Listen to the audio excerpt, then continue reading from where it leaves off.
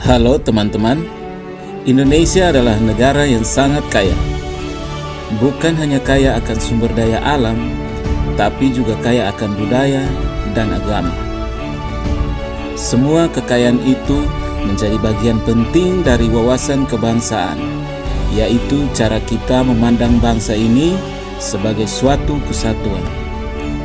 Dengan memahami wawasan kebangsaan, kita belajar bagaimana menjaga persatuan dalam keberagaman, serta memanfaatkan kekayaan alam kita untuk kemajuan bersama. Kekayaan alam sebagai identitas bangsa. Indonesia dikenal sebagai negara yang punya kekayaan alam melimpah. Dari Sabang sampai Merauke, kita punya hutan tropis, laut yang luas, tambang hingga tanah yang subur. Kekayaan alam ini bukan hanya sumber ekonomi, tapi juga bagian dari identitas bangsa. Kita wajib menjaga dan mengelola alam dengan bijak.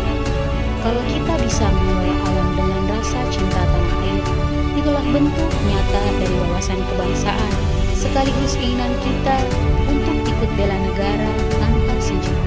Selain alam, Indonesia juga punya lebih dari 1.300 suku bangsa dan ratusan bahasa daerah. Setiap daerah punya tarian, pakaian adat, musik tradisional, sampai makanan khas yang berbeda-beda. Keberagaman ini bukan untuk memisahkan kita, melainkan memperkaya persatuan dan kesatuan bangsa. Dengan menghargai budaya daerah, kita sedang menjaga jati diri Indonesia yang berbhinneka tunggal ika.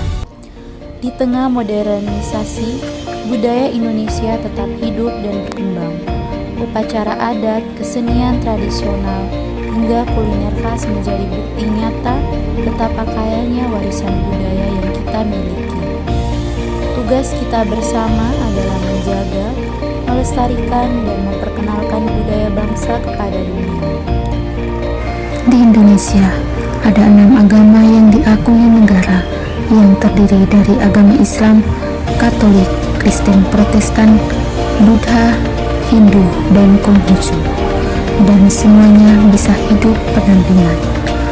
Toleransi, saling menghormati, dan saling menghargai menjadi kunci penting dalam menjaga persatuan di Indonesia dengan berbagai macam keanekaragaman. Jikalau kita sebagai warga negara Indonesia dengan berbagai macam keanekaragaman, kita tidak saling menghormati dan saling menghargai, maka kita tidak akan bisa hidup berdampingan dan akan dengan mudah munculnya konflik dan perpecah belahan antar umat beragama.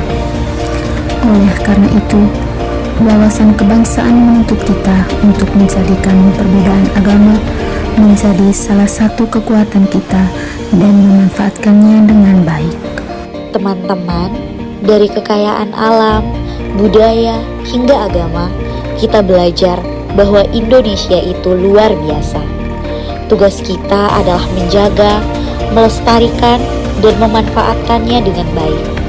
Ingat, wawasan kebangsaan bukan hanya soal teori, tapi juga praktik sehari-hari.